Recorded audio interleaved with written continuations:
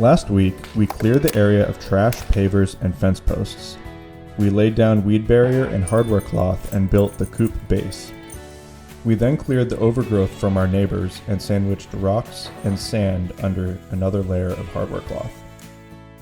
We're now ready to start building the walls and framing the coop. We designed a 5-foot 5-inch wide by 8-foot long coop with a slanted roof. The high side is 7 feet 4 inches and lower side is 6 feet tall. Plenty of room for us to walk in and clean as needed. The sides of the coop will have rocks over the hardware cloth to keep everything compact while helping with drainage from rain runoff.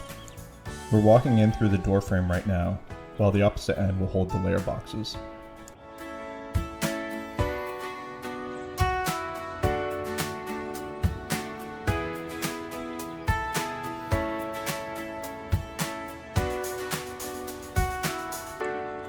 Because we're in the Pacific Northwest and see a significant amount of rain and moisture, we decided to seal all seams with caulking and insulate the walls before priming and painting with very low VOC paint.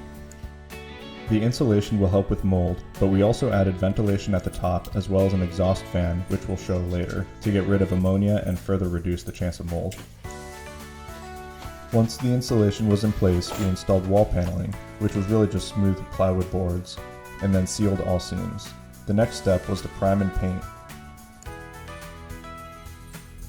In the future, we're definitely using a spray gun because this took forever with just brushes.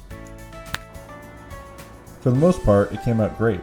We went with a light brown and plan to add an accent color on the door and edges once the run is complete. Here's the completed paint in the daylight.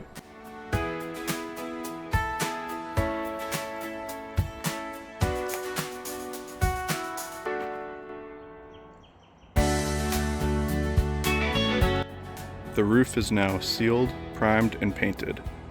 Next, we're going to put the roof panels on. After sealing and painting the roof, we installed these corrugated polycarbonate panels using screws that automatically drill expansion holes and include washers meant for these panels.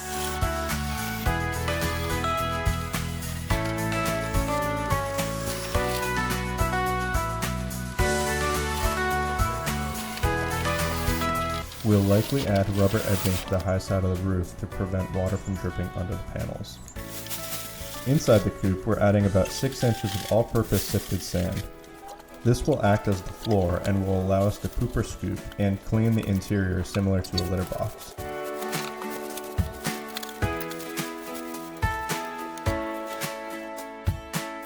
The chickens and ducks enjoyed their first night out here, but the next few nights are going to be rainy and cold, so we'll bring them back inside. For the door, I notched out the corners to build the frame and then added plywood to the front and back. We also added this little duck and chicken door at the bottom that will lead to the fully enclosed run. Most of the time this will be open unless it gets excessively cold or windy.